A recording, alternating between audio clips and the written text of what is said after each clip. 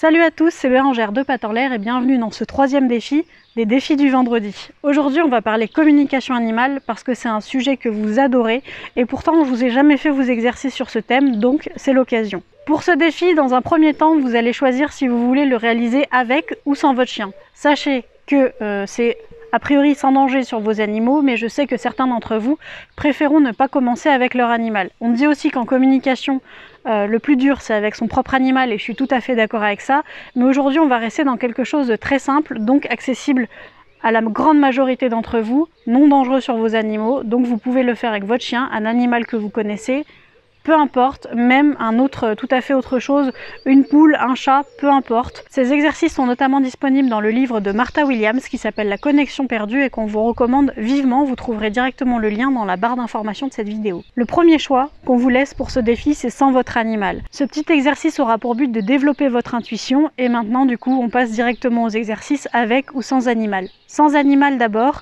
vous allez tout simplement travailler le fait de vous connecter à votre intuition.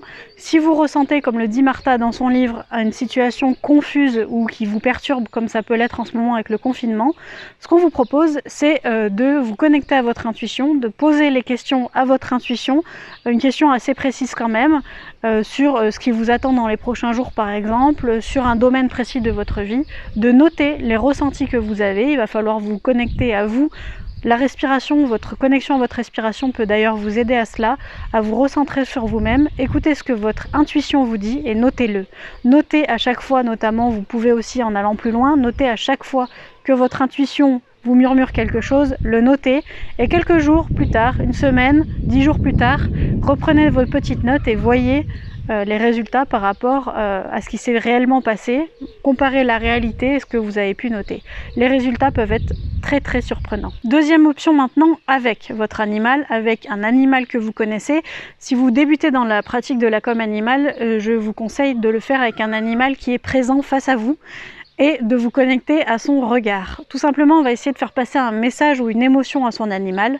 Donc vous pouvez pour cela utiliser le canal visuel, c'est-à-dire d'envoyer une image à votre chien ou même d'envoyer des mots, comme on peut penser dans notre esprit, vous envoyez des pensées à votre animal. Il va falloir imaginer que ces pensées partent de vous, du mieux de votre cœur pour aller jusqu'à celui de votre animal. Si vous choisissez d'envoyer par exemple une pensée, un mot à votre animal, vous pouvez lui envoyer les qualités que vous lui trouvez, des choses que vous aimez chez lui. Toujours évidemment rester dans quelque chose de positif, on s'en sert pas pour punir son chien, mais toujours rester dans quelque chose de cool, de positif, trouver comme ça quelque chose à lui envoyer pour vous exercer à le transmettre. Donc ça peut être les pensées, on imagine qu'on les envoie à notre animal, ou une émotion, par exemple pour les chiens anxieux, on peut imaginer qu'on envoie du réconfort, de l'amour, de l'apaisement, ou même envoyer de l'amour même à un chien qui n'est pas anxieux. Partez toujours de votre cœur et imaginez que ça va au cœur de votre animal.